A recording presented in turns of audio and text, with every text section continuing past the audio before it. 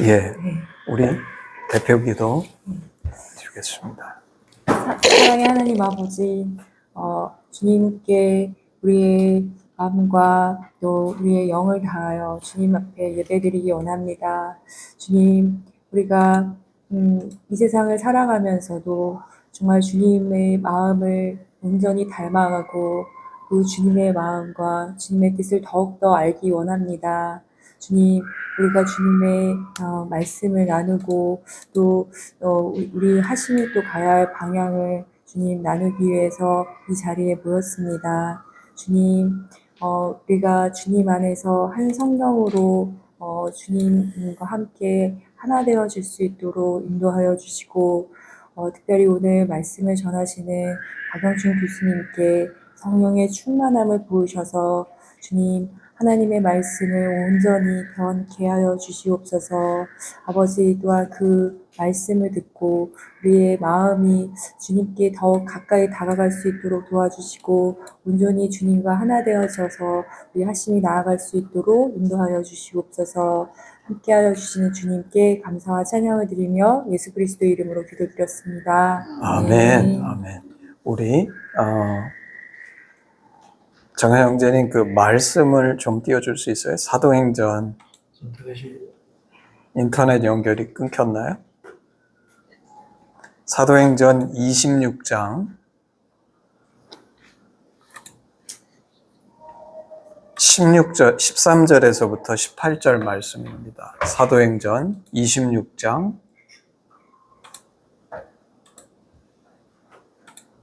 13절에서 18절. 예, 13절에서 18절 말씀을 저희 우리 그 마이크 지금 켜져 있습니까? 우리 수진자매님 좀 읽어주실 수 있어요? 13절에서 18절. 왕이여 정오가 되어 길에서 보니 하늘로부터 해보다 더 밝은 빛이 나와 내 동행들을 둘러 비추는지라. 우리가 다 땅에 엎드러지매 내가 소리를 들으니 히브리 말로 이르되 사울아 사울아 내가 어찌하여 나를 박해하느냐. 가시체를 뒷발질하기가 내게 고생이니라. 내가 대답하되 주님 누구시니까. 주께서 이르시되 나는 내가 박해하는 예수라. 일어나 너의 발로 서라.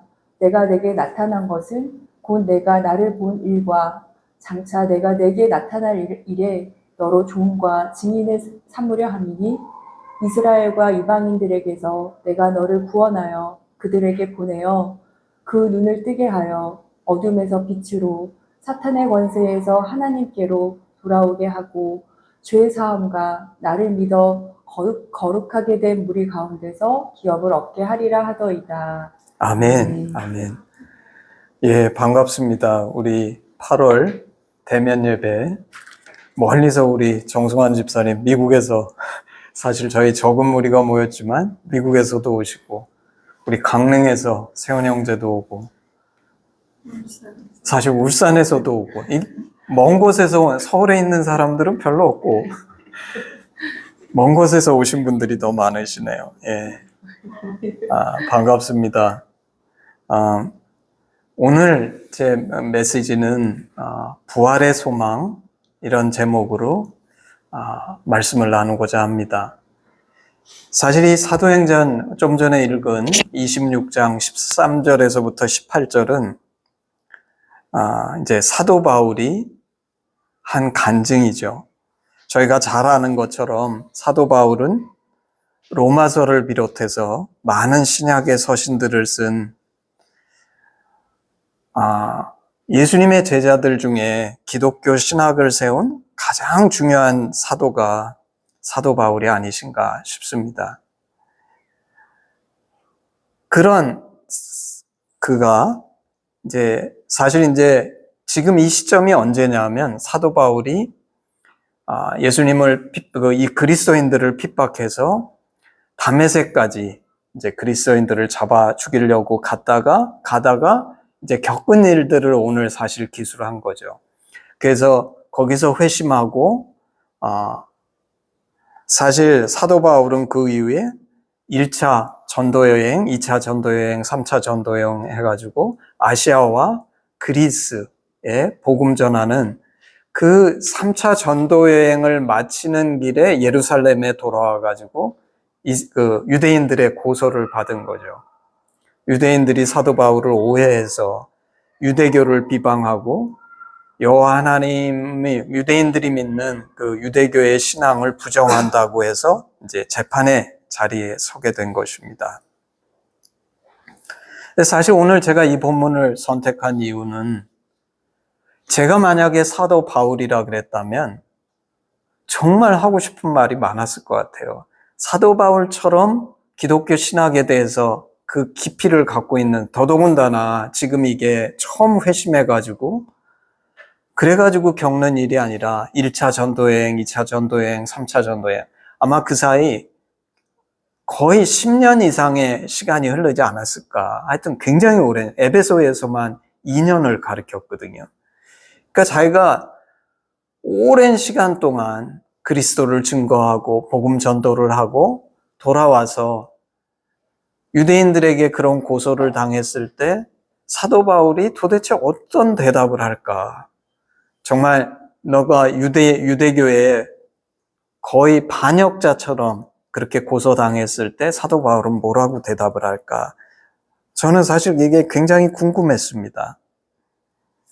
사도 바울 자신이 유대교의 전통을 따라서 바리새인 중에 바리새인이었고 그 말의 뜻은 유대인 중에서 유대교를 가장 철저하게 지킨 사람이었다는 것이죠.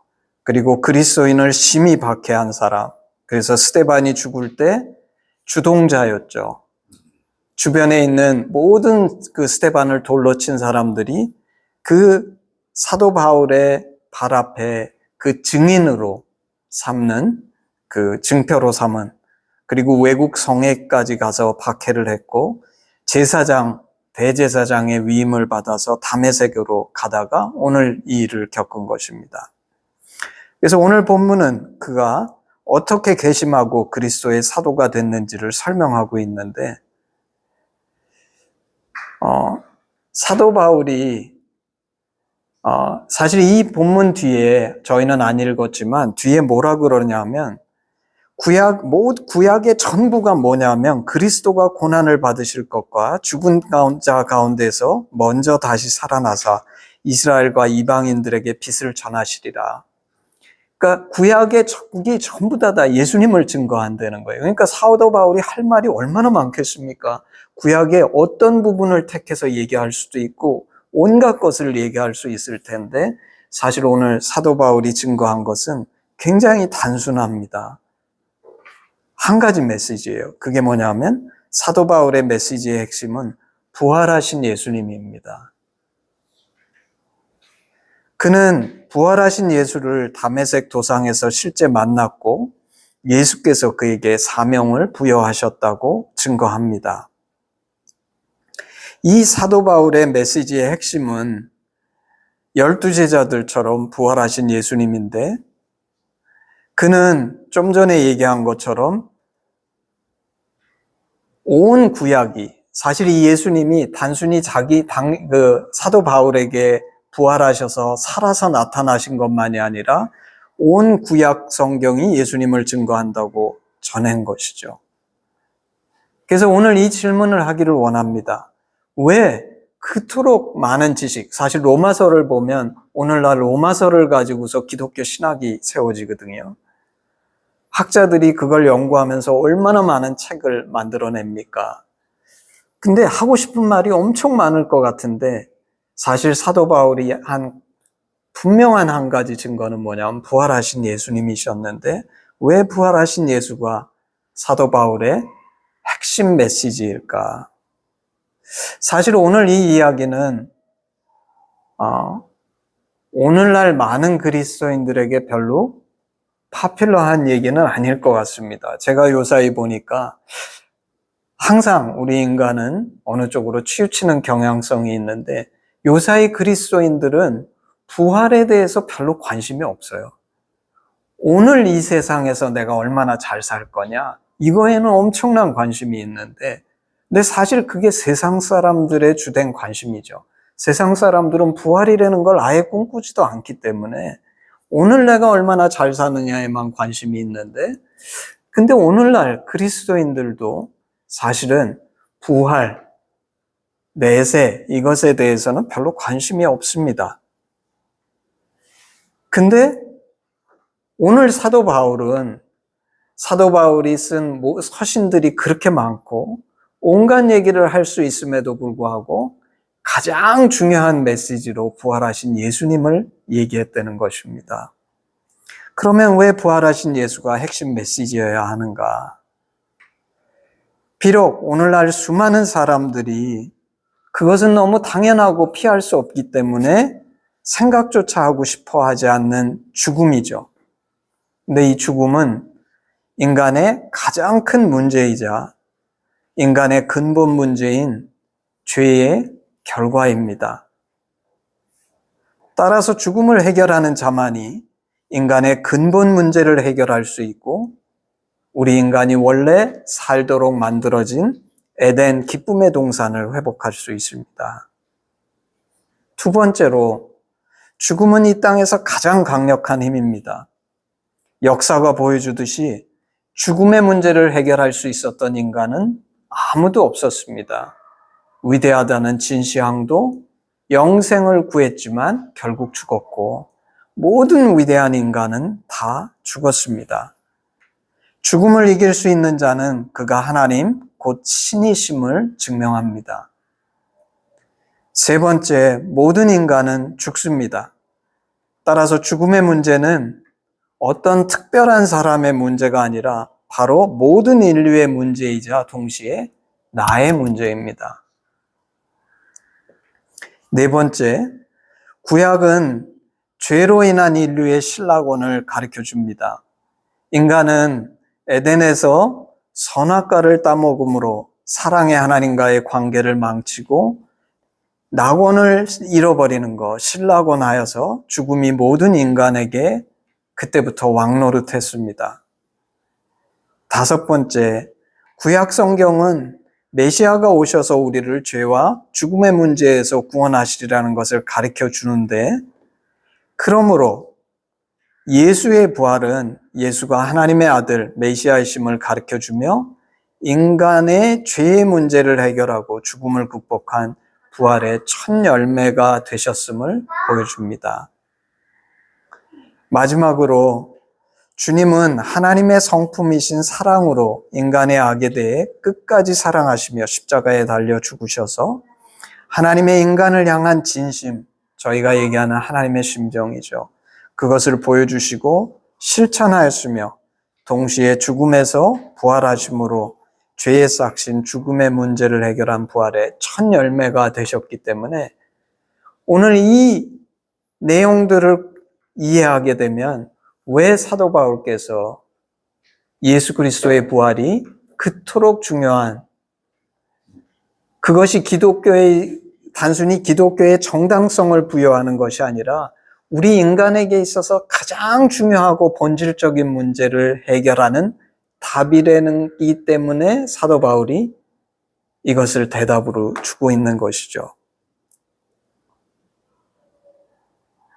우리 주님이 부활하신 길은 십자가를 통해서 부활에 이르셨는데, 사실 세상에서는 오늘날 이제 제가 보면서 한국 사회가 폴레러티로 두 개로 갈라지면 갈라질수록 점점 더 싸워서 이겨야지만 승리한다고 생각하는 사람들, 그런 경향성이 높아지는 것 같아요. 근데 사실 예수님이 걸으신 길은 그런 길이 아니었습니다. 우리가 정말 이 예수를 바로 쫓으려 그러면 우리도 그분이 걸으신 것처럼 십자가의 길을 걸어야 합니다. 우리는 세상을 힘으로 누르고 이기는 것이 아니라 주님처럼 십자가를 지고 내가 낮아지고 권리를 포기하고 죽기까지 사랑하는 십자가를 통해서 부활을 경험할 수 있습니다. 우리가 십자가를 질 수 있는 이유는 부활이 있기 때문입니다. 거듭난 그리스도인은 이미 승리한 사람들입니다. 그래서 오늘날 세상이 제시하는 성공을 위한 길이 아닌 진정한 승리와 축복의 길인 십자가의 길을 걸을 수 있는 사람들입니다. 오늘날 많은 그리스도인들이 이 진정한 축복에 눈을 감고 세상에 현혹돼서 세상 사람들하고 같은 방식의 삶을 살며 그래도 괜찮다고 생각하는 것 같습니다. 그런데 그리스도인은 상상도 할 수 없는 축복을 이미 받은 사람들입니다. 오늘 세상에서 조금 실수하고 조금 아쉬운 게 있어도 부활이 있는 자는 이미 내가 세상에서 얻을 수 있는 어떤 노력이나 대가보다도 최선을 이룬 사람들입니다.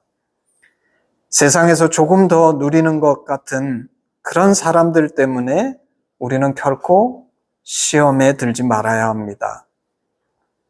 우리는 주님께 진심으로 감사해야 합니다.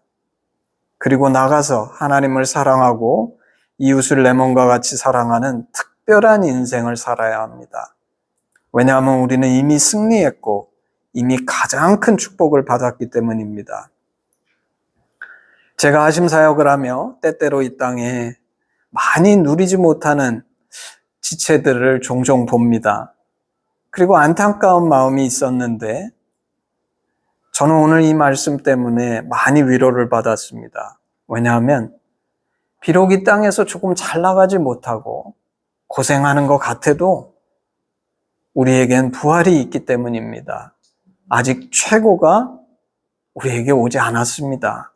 우리는 이 부활을 경험할 것이고 오늘 사는 인생이 클라이막스가 아닙니다.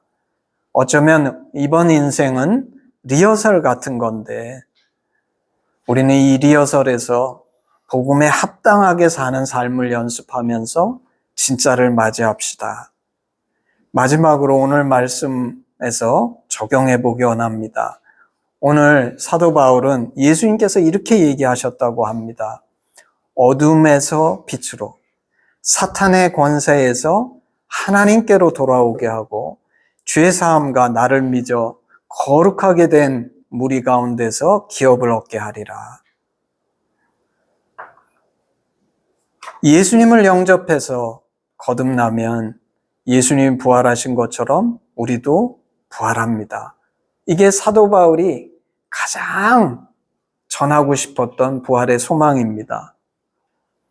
이 자리에 계신 한 분 한 분한테는 이 부활의 소망이 있습니까? 부활의 소망이 있다면 이 이상 더 큰 축복이 세상에는 없습니다. 세상에서 조금 덜 누리고 내가 세상에서 조금 더 못한 것 같아도 괜찮습니다. 사실 이 세상은 저도 60인데 살아보니까 잠깐 살다 가는 것입니다. 우리는 진심으로 이 잠깐 사는 인생이 아니라 근본적인 해결책, 부활을 주신 주님께 감사하면서 살아야 합니다. 만약 여러분 중에 누군가에게 이 부활의 소망이 없다면 당신을 위해 십자가를 지고 죽으신 하나님의 심정을 믿고 예수를 구주로 영접해서 하나님의 심정 안에 더 온전히 들어가기 위해 이 하나님의 심정을 깊이 배우고 묵상해야 합니다. 그러면 진리가 당신을 자유케 할 것입니다. 혹시 이미 거듭났지만 이 진리, 이 참 진리를 망각하고 오늘 이 땅이 전부인 것처럼 다른 이들과 나를 비교하며 아쉬워하고 다른 이보다 더 많이 가지려고 발버둥 치면서 스스로 자신을 얽매는 삶을 살고 있지는 않습니까? 그렇다면 우리는 오늘 이 말씀을 깊이 묵상하며 진리의 터전, 부활의 소망으로 다시 돌아갑시다. 그래서 부활의 소망 속에서 기꺼이 십자가도 지는 이미 넉넉히 승리한 거룩한 무리의 삶을 누릴 수 있는 우리가 되고 하심이 되기를 주님의 이름으로 축복합니다. 아멘. 제가 우리 헌신 찬양 하나 하고 기도하겠습니다. 1절만. 내게 있는 모든 것을 아낌없이 드리네. 사랑하고 의지하며 주만 따라 살리라. 주께 드리네. 주께 드리네. 사랑하는 구주 앞에 모두 드리네. 아멘. 기도하겠습니다. 아버지 하나님 감사합니다.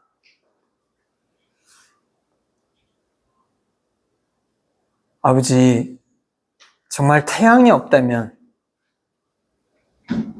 우리 인간은 이 지구에 살 수도 없고 어떤 생명도 존재할 수 없으며 우리가 현재 누리는 이 모든 것도 불가능한 것을 고백합니다. 그렇지만 저희는 이 태양에 감사하며 살지 않습니다. 그것은 우리에게 주어진 너무나 당연한 것이고 모든 사람이 누리는 것이라고 생각하기 때문입니다. 아버지, 우리는 정말 치우치고 내 눈앞의 것에 매이는 존재인데 오늘 사도 바울께서 우리에게 가르쳐 주신 것처럼 우리 인간이 누리는 가장 큰 축복은